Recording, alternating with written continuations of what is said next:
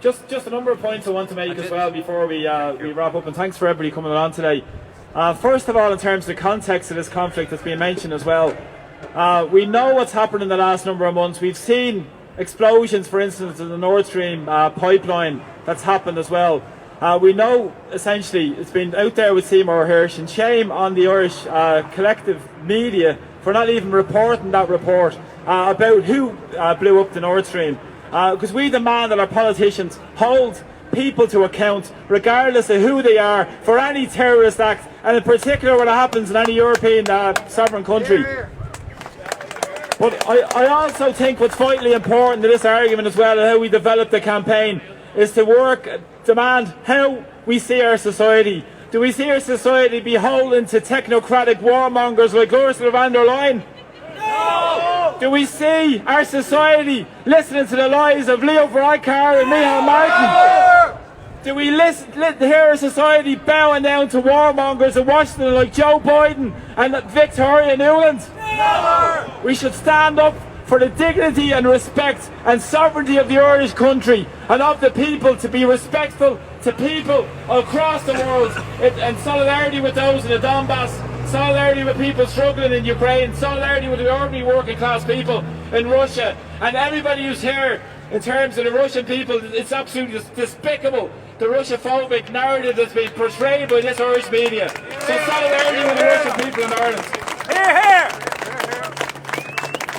And beyond that, we've seen millions and millions of euro of Irish public money, over 150 million of Irish public money has gone to facilitate this war under the premise of peace. Giving money for war is not peace.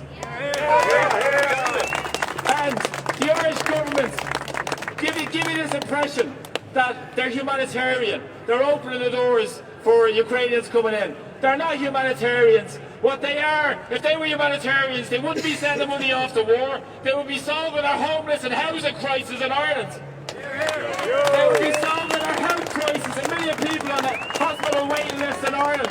They would be looking after the needs of the people here, instead of sending money off to profit a corrupt regime in Ukraine that Zelensky is ahead of.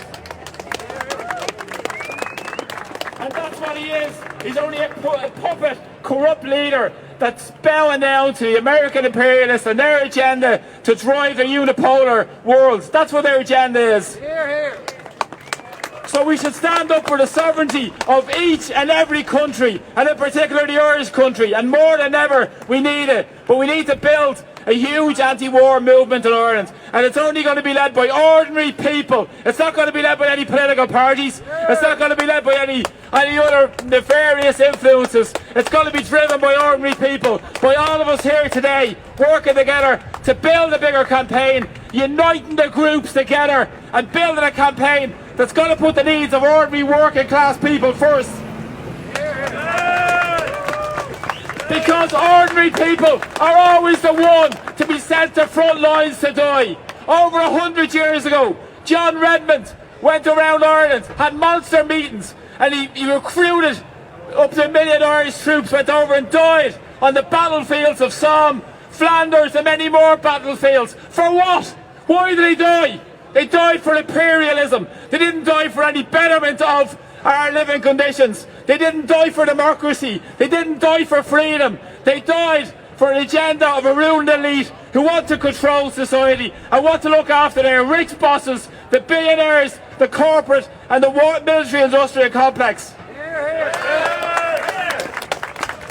So we need to unite all the groups, Truth Neutrality Alliance, Peace and Neutrality Alliance. Everybody who's interested in peace should be standing. We'll all work together. We're going to work with all groups who are willing to build a bigger campaign, to put the pressure on the Irish government and work with the Irish Neutrality Campaign to demand we have our neutrality and we preserve the rights and dignity and lives of ordinary people, ordinary young kids. There could be kids going down O'Connell Street today in buggies who could be sent off to die in imperialist wars. Do we want that? No! Because as Claire Daly rightfully said in the European Parliament the other day, there is no glory in death, no glory in war, and no glory in the grave.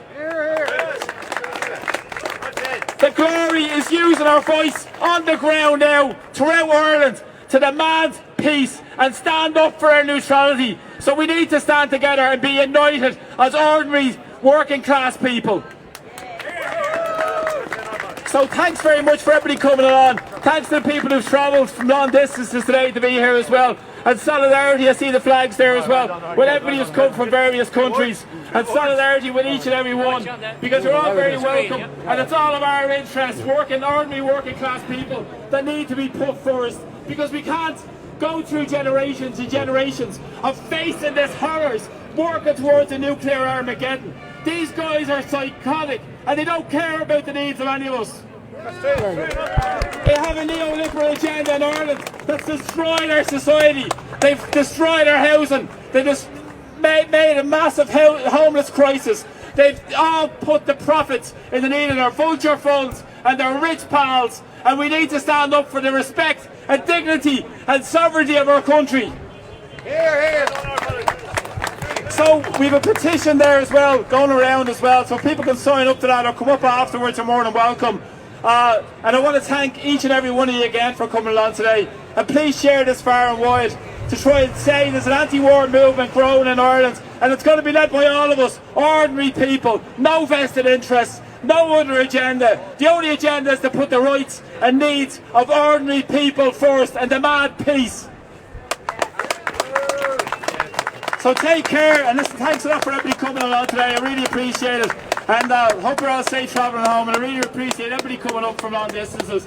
And solidarity with you all, and well spoken to each and every one of our speakers too, who spoke brilliantly today, and fair play to you all. So thanks very much.